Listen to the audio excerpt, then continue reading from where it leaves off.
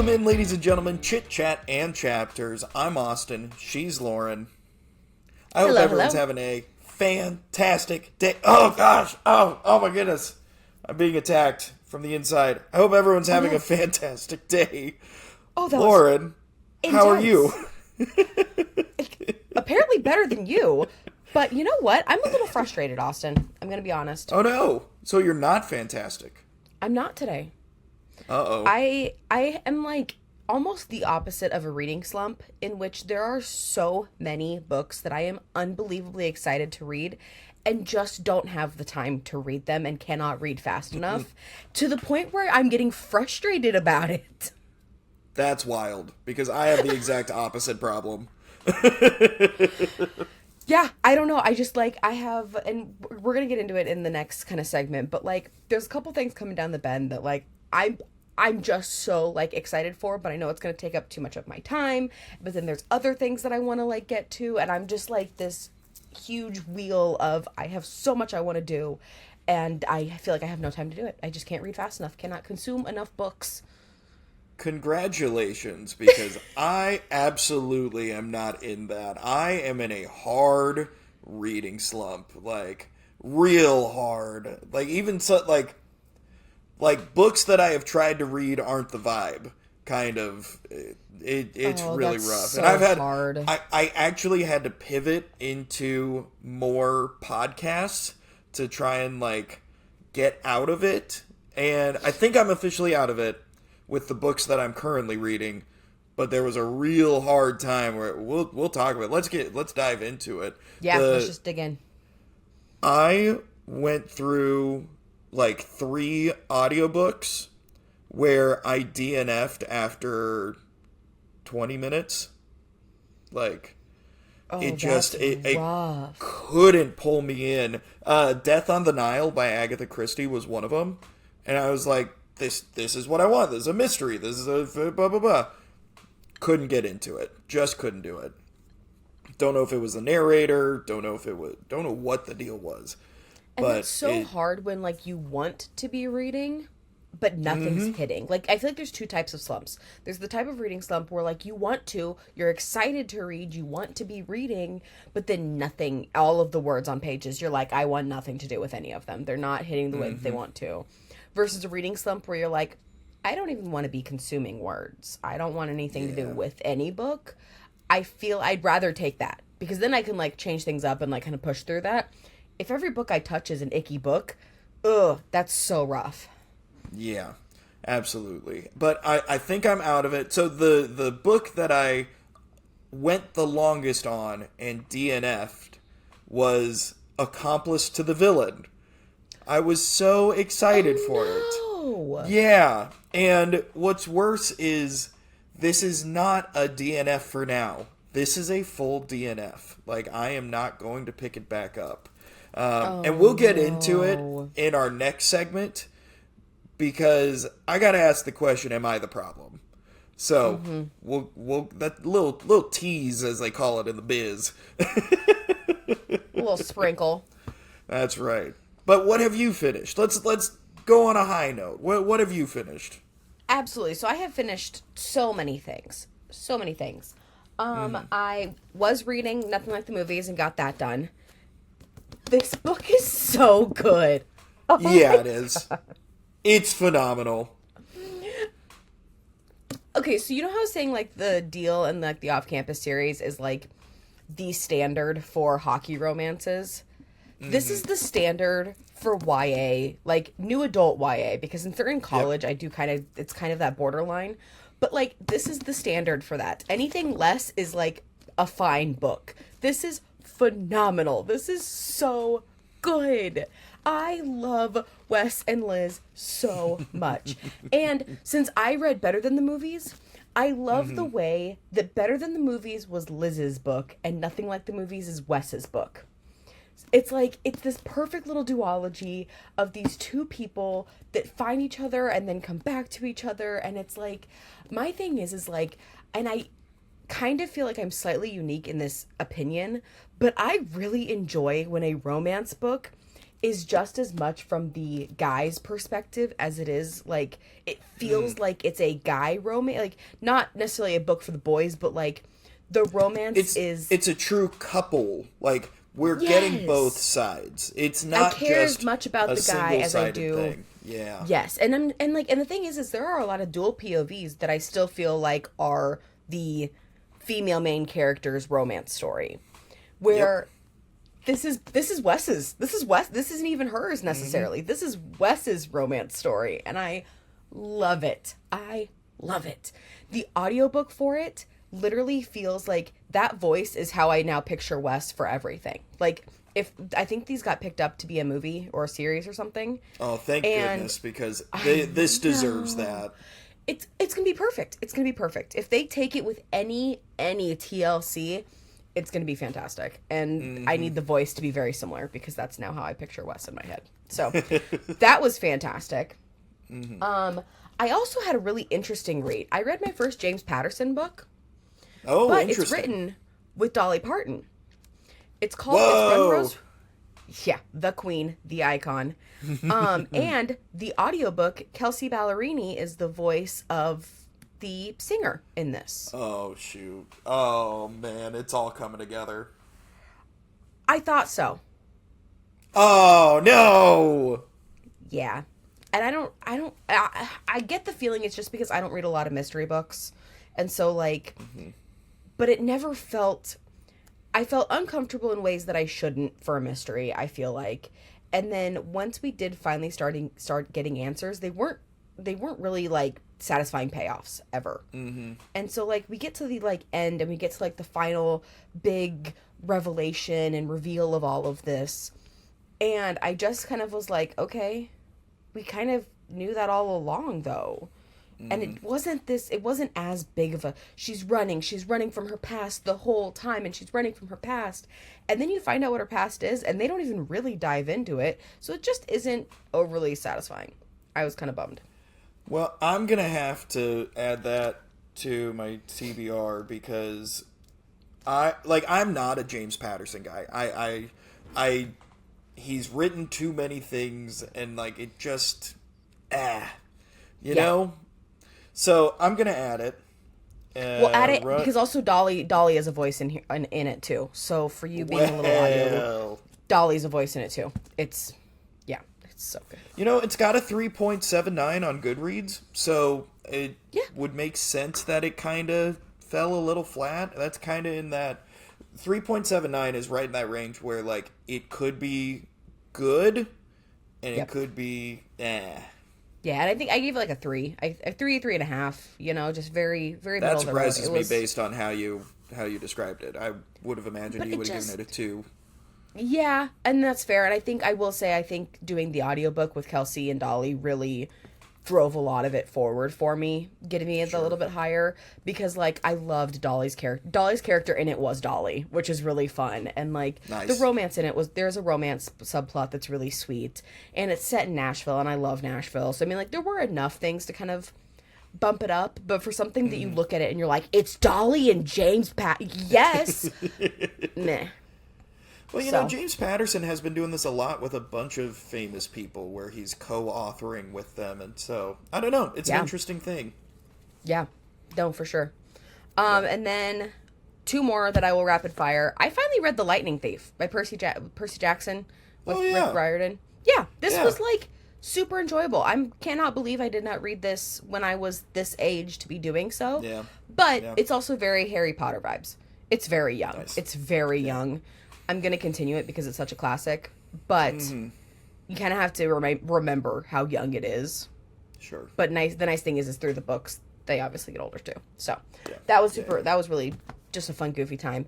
And then I read a arc that comes out probably soon. It's In Stormy Weather by Chelsea Curto. And it is think like Twisters, the Glenn Powell version, but make it hurricanes in Florida. Two storm chasers. One of them is very like chaotic good. The other one is very like to the point, fact based. The woman's like trying to get a job with the National Weather Service, and is like having to fight for everything because she's in a male dominated field, which like my little broadcast brain that I have been the only female behind the camera in all of my jobs. I'm like, I love that side of it.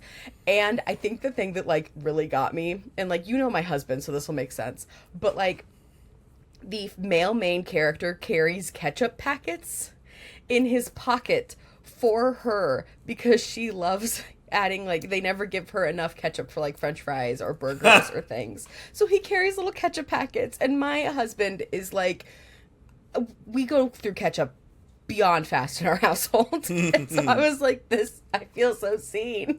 And it was absolutely adorable. It was the first book by her. She has a really big hockey romance series that I want to get to, but it was such a cutie little read. It was so fun. Nice.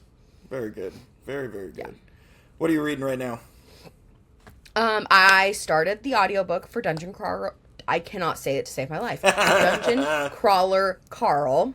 DCC, baby. DCC. I started the audiobook. So we're not very far. I think I'm on chapter like 11, maybe. We've made it to like the first level type thing. We're not very far. And then I'm also reading a Premier League soccer romancy thing on my Kindle. But then I kind of want to save one of my books that I'm about to start for our next segment. Okay. Little surprise reveal. Yeah, very good. So, what about you? Well, have you finished anything? No, I have not. I have not finished anything. I've only DNF'd. Great. I am halfway through Cat's People, and it is so good. It's so heart-wrenching. Like, oh my gosh.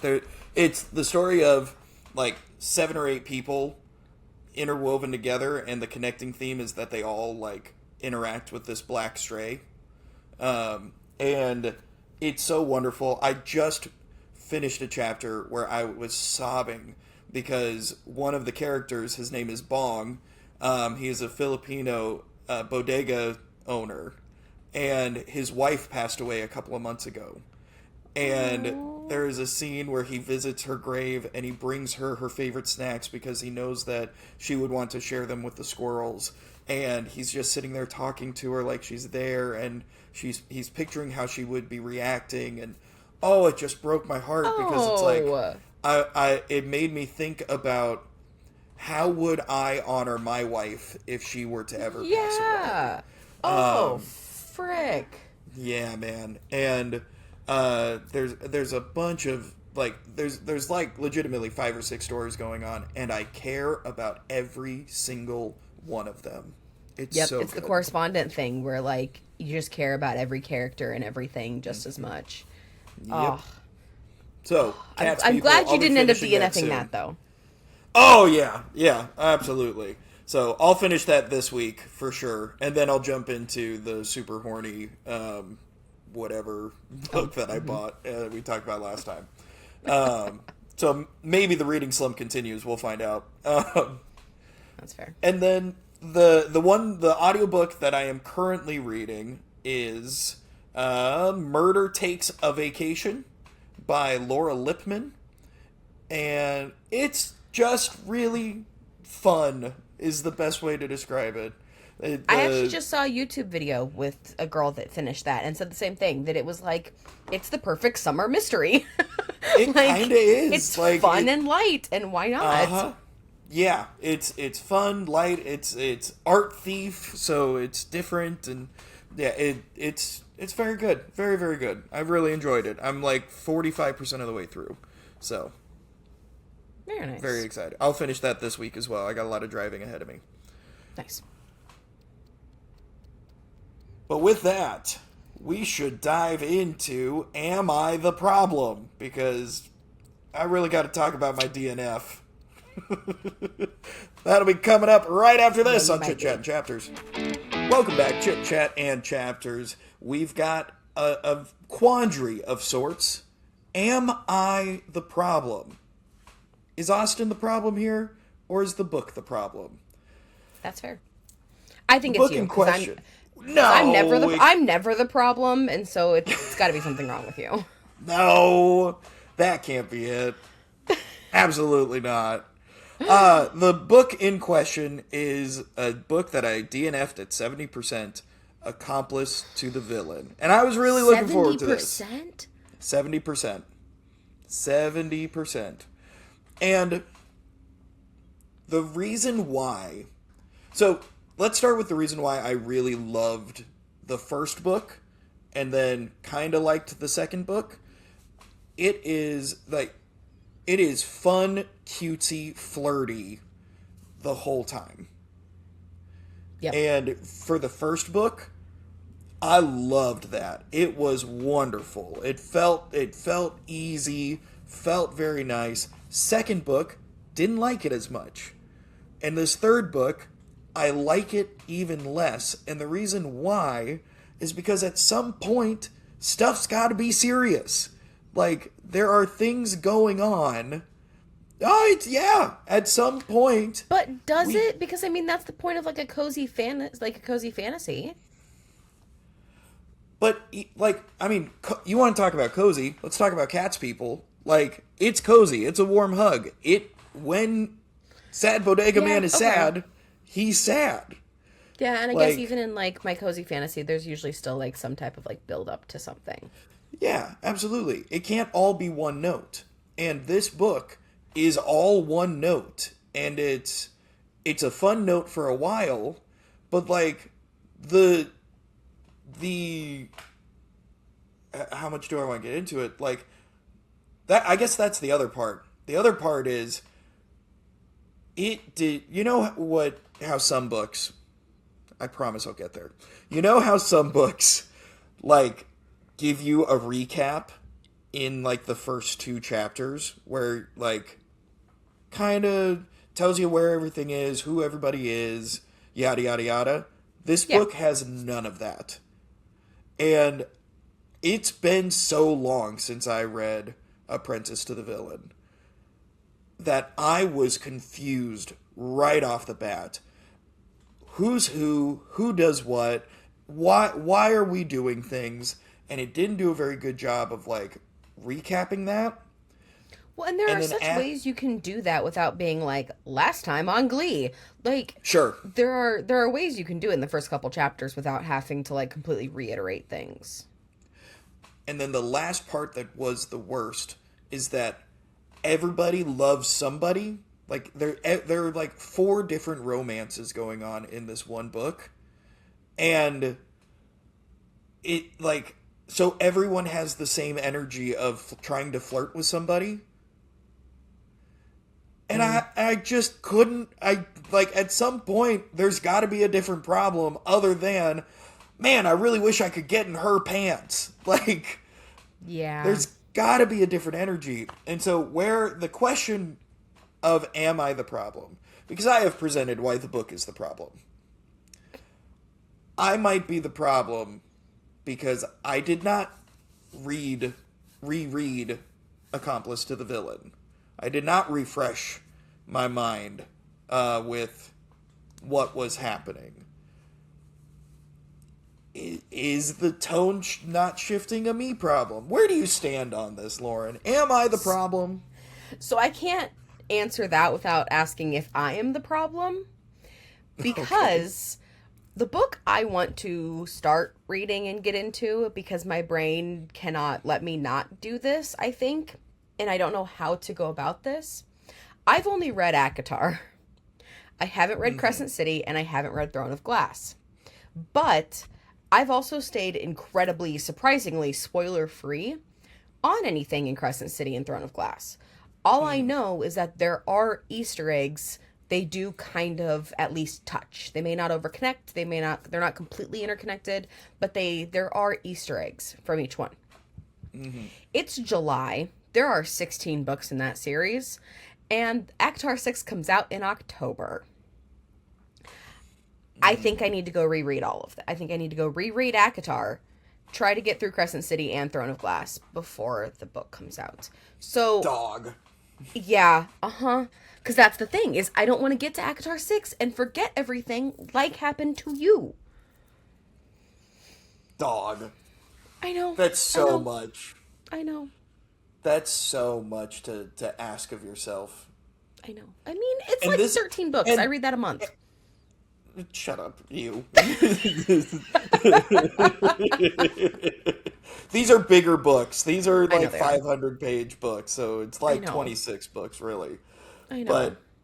But like, and But I this don't is want why I I don't want the don't think ACOTAR I'm the 6 to problem. be a yeah, because that's the thing is I don't want ACOTAR 6 to be a bad reading experience because I don't remember everything that happened or I miss references because I haven't read Crescent City or Throne of Glass.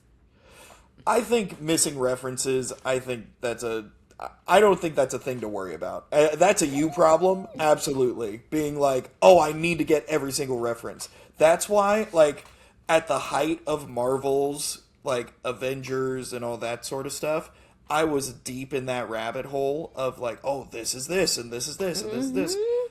And it ended up taking away from the actual enjoyment of the story being told. And so I am not a big fan of Easter eggs and references to other things. Because, like, Yeah. someone explained it really well with, like, the Taylor Swift album, where if you haven't listened to any Taylor Swift, you can't listen to that album and enjoy it because it's just reference to her own stuff.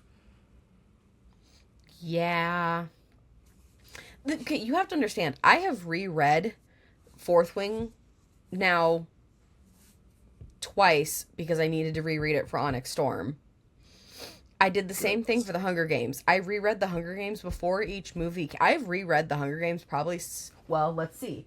There were 4 movies because I read the whole series when the first books came out. I read the first 3 when the first movie came out. I read all 3 again when the second movie came out. I read all 3 again when the fourth. I have read the entire series before the next thing came out. I read all 3 again before Battle of Why? Songbirds and Snakes. Because I just wanted it all fresh in my mind, so I didn't forget anything.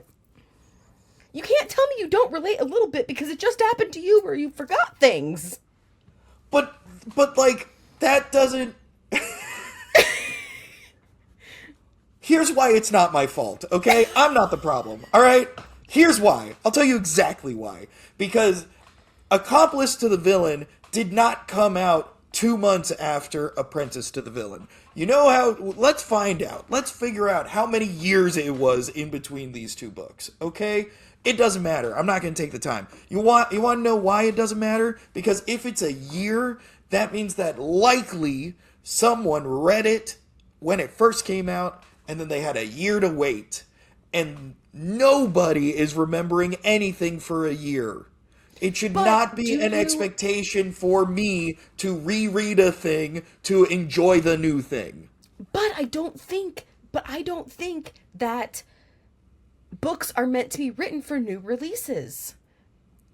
Books are meant to be completed series that then somebody comes up and picks up. And, like, yes, we as readers love a new release and love to get our hands on something new, but the completed work is what matters in the long run.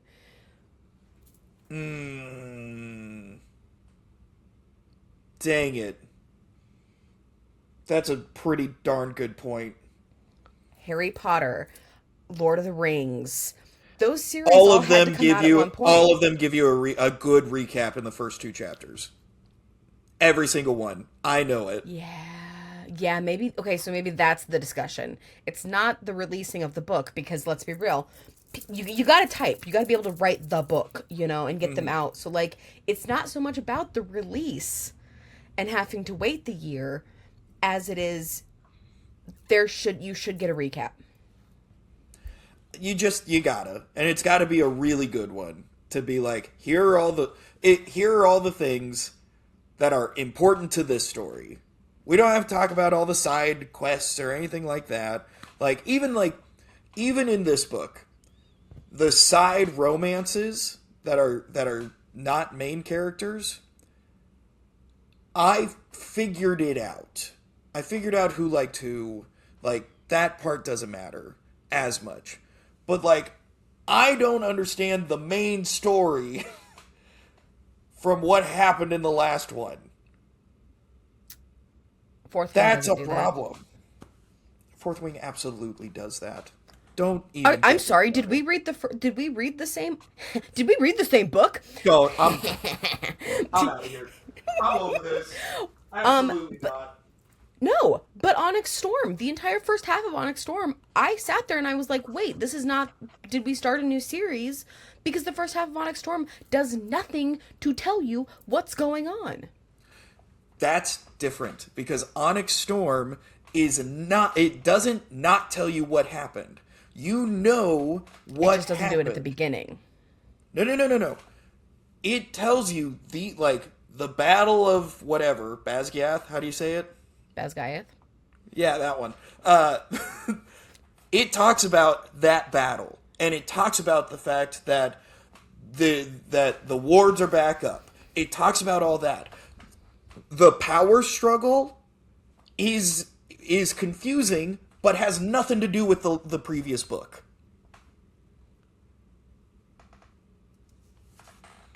Okay. But you know where you stand at the beginning of that book. You get 2 chapters in and you go, I have my feet planted. I remember what happened in the last book. Now, why is all this happening? Yeah. No, that's fair. And I think even A Court of Silver Flames, that feels like we've talked about how it feels like it's starting a new series, kind of, still goes in, and Nesta talks a lot about what happened after the war. So you know that a war happened and things. Okay. Okay. Well, I think we can firmly say Austin's not the problem. I think we can firmly say I'm not the problem here. I think I'm just not going to take that bet. I think I'm going to stay away from the table at that point for that one. Because I do still think I'm going to read all of those books. And that's why you're the problem, okay? I might be. That's fair. I feel pretty strongly that you're the problem there. I'm not I haven't read Broken Dove yet because I need to go reread Silver Elite. I haven't read I had to reread Shield of Sparrows before I read Rights of the Starling. To be fair, yeah, I think I might. This is how you get 100 books, okay? Listen, I'm not all about the whole idea that you don't read, if you read 100 books, then you actually skim them. But you have already read half of those books. And so you don't have to fully read them. You can actually just kind of skim them. I see what's happening here. Yeah, Austin I see what's happening here. Spicy today. Austin is saying that rereads don't count. That is an unbelievable. Wow. Is that what I'm saying? I think that's what you're saying, and that's wild because I'm still consuming every page again. Just because I have a better understanding of the words on the page does not mean doesn't mean that I'm not I can be rereading the same words, therefore I may read them faster, but I have a better understanding of those words, a better comprehension than I did the first time, and I'm picking up on more details than the first time. That's why it still counts, and I'm still reading the same number of pages and the same number of words. I don't like that you've put this evil on me, because I disagree with myself if that's the take that I'm having.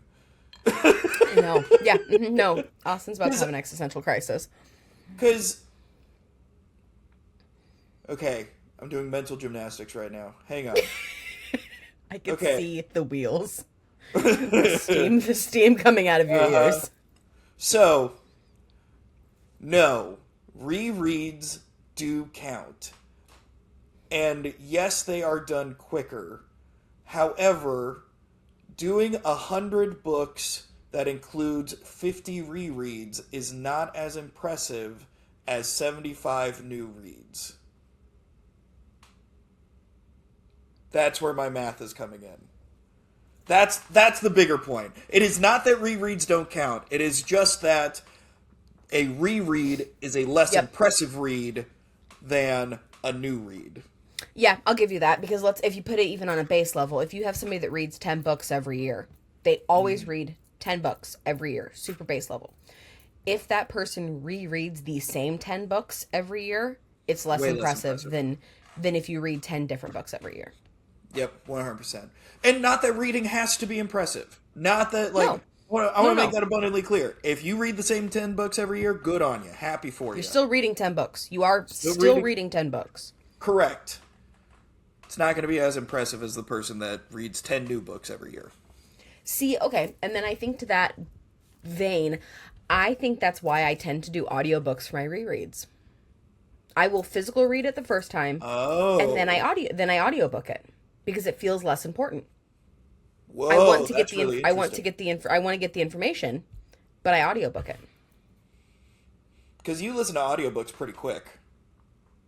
I'm at like, yeah, 2 times speed at least. Yep. Because my audiobooks are... Actually, I just... I'm curious how people are going to respond to this. I just figured out that I listen to audiobooks at different speeds if it's a male versus female narrator. Oh, I do too. Like, who's faster? Female, right? Male. Male. What? Wait, is this a thing? No, no like, I don't know. Because you're female. Yeah, female. Female, I can listen to female at 1.5 to 1.75 times speed.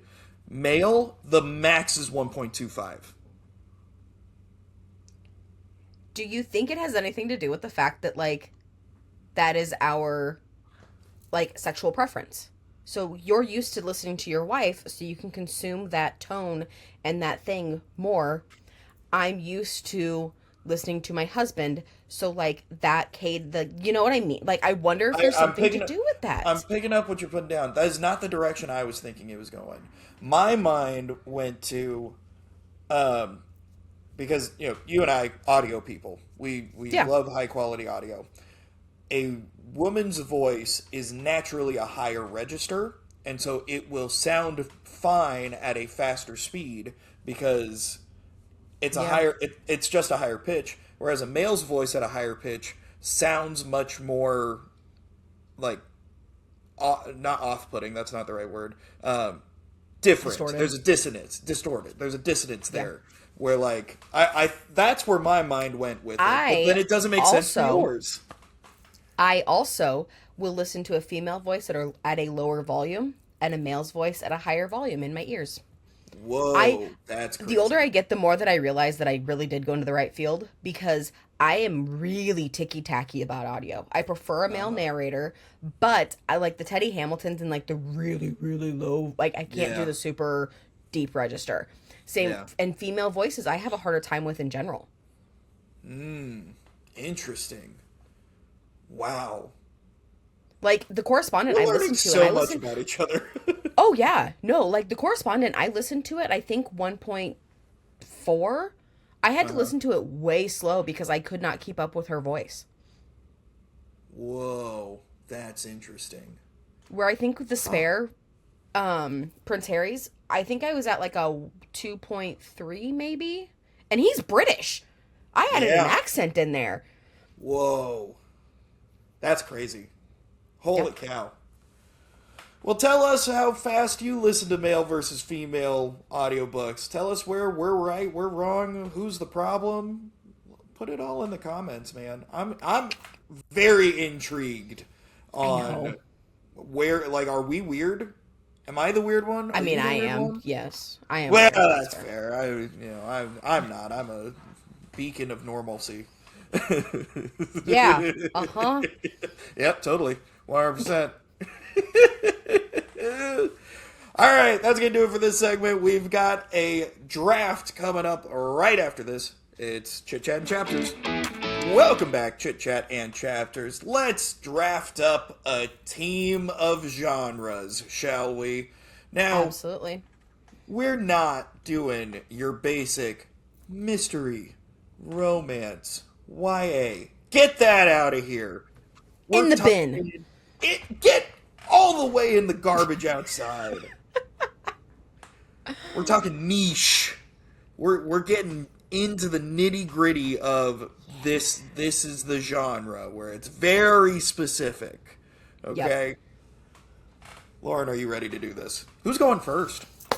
I will let you go first because full transparency, this was your idea, and I'm a little concerned that some of mine are not going to classify. So we'll let Some you of kick yours are things going off. in the bin. Yeah, a few of mine might be going in the bin. Okay. Alrighty. Here we go. First overall pick, number 1. Mystery where the detective is an unlikely character, such as a group of old people or a crossword fanatic. I'm thinking of a couple of specific, like the Thursday Murder Club. I'm talking about even the book that Murder on Vacation. Like, these are detectives that you wouldn't expect them to be a detective. Amazing. I love it. Yeah, That's like great. Thursday Murder Club. I'm so excited to watch that because it just came out on Netflix, I think. Yes. Yeah, that the first book. I haven't read any of the other Thursday Murder Clubs, but the first one absolutely made me cry because of how sincere everyone is at the end, and it's a bunch of old people, and so like it just feels so good, feels good. Yep. So, yeah, that's number 1 pick. It's not my true number 1 pick because I know you're not picking my number 1 pick, so I'm saving that for the end. Okay. Fine. Yeah, I know it for a fact. Honestly, yeah, me too. That's fine. Okay. So my number 1 pick is going to be dystopian with a power imbalance protector type theme. Yeah. Yep. I don't necessarily need it to be like guard inmate type thing, but like where one of them's protecting the other and like helping them along in whatever is happening in the dystopian world. Yep. You want that power dynamic. You want someone to feel the need to protect from Yep. from big bad government, from like From government, from whatever, from if it's a plague, if it's a, if it's a yeah. parent even, I mean, sometimes when you get to that dystopian world, it's a parent, it's a battle, it's a whatever. And it could just be from a training perspective. It could be like a guard, it could be like a superiority type thing. It could be a different sides kind of coming back and forth, back and I just think that works a lot better. I mean, all of the all of them all of the dystopian I enjoy, truly. The ones I'm not thinking of is like Hunger Games, where PETA and Katniss are on the same level. Like with To Cage a Wild Bird, it's inmate guard, and I love that. With like The Selection or Red Queen, it's like main person. The Selection is like princess with male suitor, and so there's like kind of this power imbalance, that kind of vibe. Silver Elite is the same kind of thing, lower class with I think he might be a guard too, but like just that kind of. I'm not talking like PETA Katniss where they're like same level. I want there to be some type of discrepancy they're working through on top of the chaos in the world. Gotcha. Makes sense. Okay. Pick number 2. Ready for this? Enemies to lovers romance, but the guy secretly adores the woman. Okay, then it's not an enemies to lovers.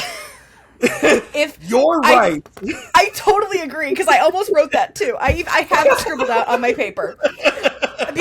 But then I scribbled it out because then it's not enemies to lovers. Yes, 100%. It is. But I love it. I love it so much because it's the kind of thing where it's like he actually adores her, and then when she finally takes the moment to see through his like jackass facade, and or he's his like actually grumpy really or quiet or whatever. Yeah. Yeah. Yes. That moment, and she goes, "Oh, well, actually, oh, give it to me."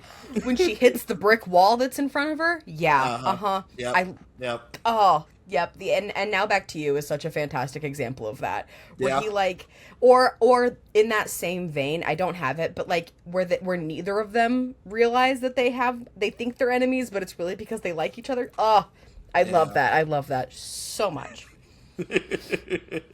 Yep. Yep. Very good. Okay, your second pick. Cool.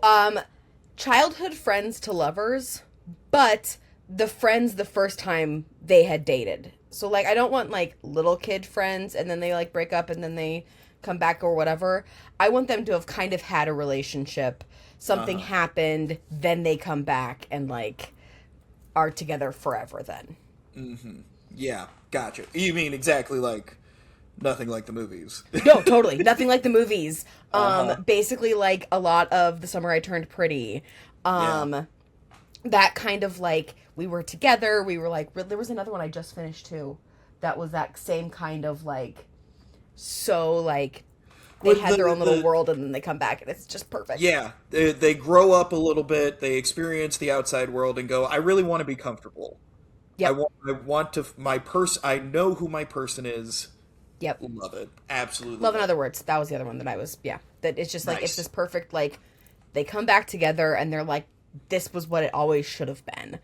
Mm-hmm. Yeah. Okay. Number 3. Pick number 3, my lord. High fantasy set in modern day where the fantasy has to be hidden. Kind of like Harry Dresden. Kind of like Harry Dresden. Crazy. We all knew Harry Dresden was going to come up at some point. Maybe come up more than once. So, but yeah. Yep. Now, I haven't read anything like that yet. Version. Oh, you haven't? No. Crescent City is supposed to be like that. And so is, there's a couple other ones that I have on my TBR that I'm really excited to get to. But since I'm still so new at, like, the fantasy kind of thing, like, I haven't really gotten into that much. I honestly think that's a really good stepping point into fantasy because it's, you know, you have something firm to hang on to where, like, I know how the outside world works. And so it's kind of a nice way into it. But before we had that weird audio thing, yeah. So my favorite version of this is actually a Dungeons and Dragons podcast that is on Dropout's Dimension 20, and it's called Unsleeping City.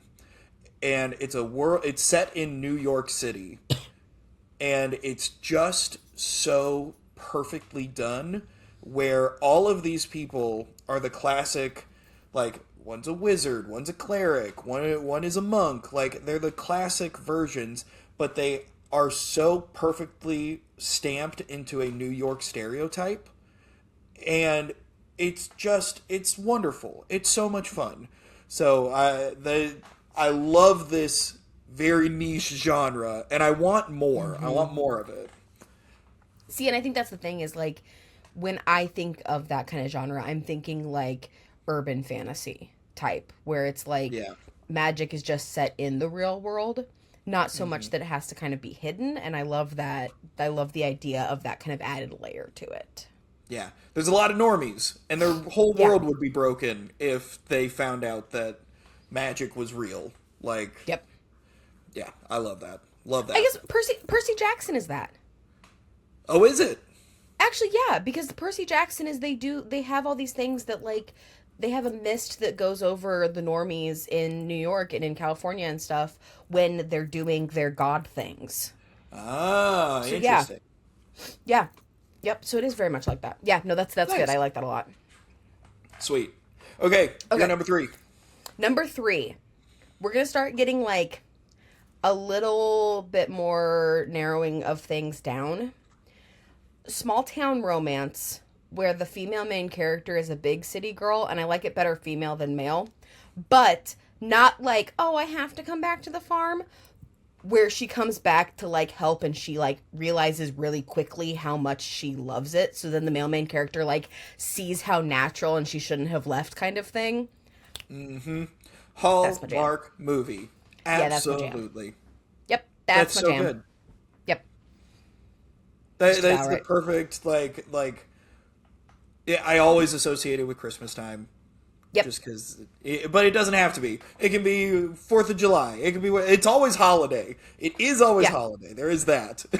Actually, I've read some really good ones that came post Broken Engagement is always a really good one too. Ooh. Going home after broken engagement, because then you know you're gonna get that scene where the schmoozy city boy comes and the cowboy comes and just whoops ass.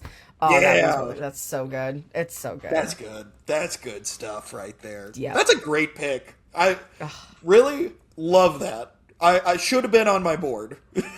Yep. Plucking that one. Nice. Okay, number 4, fourth pick. Interwoven fiction stories that include a pet or animal's perspective. Oh, frick. Yeah, man. Yeah. Yeah. Like, Cat's People is that right now, but there have been some Harry Dresden stories where it comes from the perspective of his dog, and they're like the story where the dog sees how everything is going, sees the direction before the humans do, is so good. It's so wonderful every single time.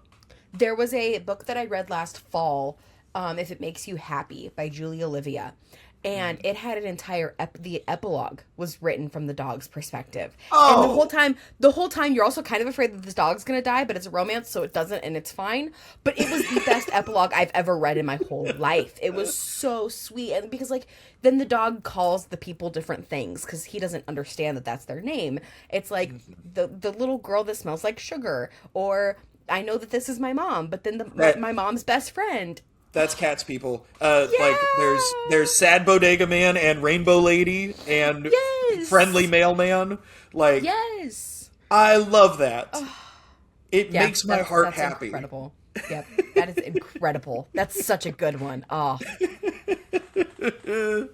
that's phenomenal. Thank you. Okay, number 4.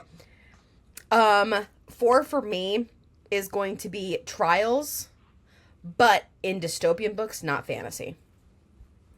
Whoa. Okay. Explain yourself. So I didn't love the trials that Farah had to go through in X. Oh, get out of here. What? That's the best part of that book.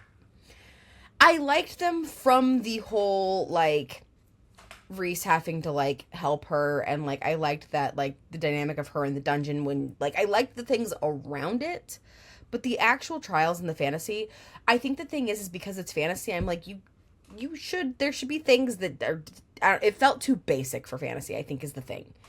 Because there's so many, like, high level magic and stuff around it that just doesn't, I don't know. I don't vibe with it. Where if it's in a dystopian, I'm here for it. There's no chance of a get out of jail free card. There's no I'm really mad at this one. I don't like this take. I don't like it at all because I love trials. Like to be fair, I do love character. Yeah. Put that main character in a trial. Absolutely. Like make them work for it. Organized. Oh. Yeah. Absolutely. But not in fantasy? I still love a trial, but dystopian is where it hits best. I like a fantasy trial. I love a dystopian trial. I get it. I see where you're coming from. I'll allow it. It's not going in the bin. But man, I'm a little feathers have been ruffled, my friend. I've been ruffling your feathers all episode. Yeah, you're so right. This is a real feather ruffler. Real feather ruffler of an episode. Okay, last pick. This should come as no surprise. And also, this is not just one book series. I want that to be abundantly clear. Wizard Noir. We all knew it was coming. We all knew Harry Dresden was... So 2 of your draft picks are Harry Dresden. 2 of my draft picks are Harry Dresden. There's 18 books. Okay? The other one that I was thinking about is the Black Badge series, which is basically Harry Dresden, but what if it was Western? And those are it's the same thing. It's the same thing the whole way through. But, like, I love a mystery with a wizard that is like a hardened, grizzled guy who is, it's just fun. Yeah. No, that's totally fair, to be honest. Like, that's We've got I like a noir vibe regardless, though. Give me some dirty Chicago. You know what I mean? Yeah. Like, Oh, you mean like some in Harry good- Dresden? oh, you mean like what? Crazy. Or like One for the Money type vibes. I feel like gives a little bit of that Yeah. noir just because it's a little bit of like a little grimy. I like A it. little grimy. Yeah. A little grimy. All right, last pick. Let's hear it. Okay. This is the one I picked, saved it for last because I do feel like maybe I may have gotten a little too niche on this. I don't think there is such a thing as too niche. Yeah, but this feels a little bit more tropey than necessarily genre. I see. But romances where the MMC is like from the wrong side of the tracks and doesn't think he deserves love, but is a little golden boy Ah, yeah. and deserves all of the sweetness in the whole world. Yeah. I'm thinking like, you haven't read the book, so I don't think it comes across quite as well in the TV show, but like John Logan from yeah. Off Campus. Like, it's that there's a cowboy romance that I've read where the main character is one of my favorite male main characters because he like, you just want to hug him. You want to hug him and shake him and tell him that he's a good boy, that you Yeah. just love him. He's a little golden sunshine boy that would do anything for his people, but because he comes from like bad lineage or had a bad set of cards dealt to him, usually it's a deadbeat dad, that like he thinks he's so scared of like turning into him and he's not going to because he's such the polar opposite. You just want to shake him and hug him. I love that. I think that's a fantastic pick. Like, Good. Okay. absolutely. Yeah, love it. that's. I love that too. That is such a good pick for, and in the romance genre, I feel like that. I wish that there were more of those that were the main character because I feel Yeah. like there's a lot of side characters that fall into that. Yep. But a good main character that's like, no, I can't do this. What if I turn into him? Like, He just doesn't believe in himself, and I just Yeah. want to hug him. Yeah. Yeah. It's real good. that's really good. All right, let's recap the draft for us real quick. So my draft picks for niche genres. First pick, mystery where the detective is an unlikely character, such as a group of old people. Enemies to lovers romance, but the guy secretly adores the woman. High fantasy set in modern day where the fantasy has to be hidden. What'd my hand do? Interwoven fiction stories that include a pet or animal's perspective. And number 5, wizard noir. Wizard Noir. The pet perspective. That one might win the whole game. That was such a good Star such player. a good pick. Star player. Straight off the bench, rookie year standout right there, man. Like, oh, yeah, straight to the playoffs with that shit, man.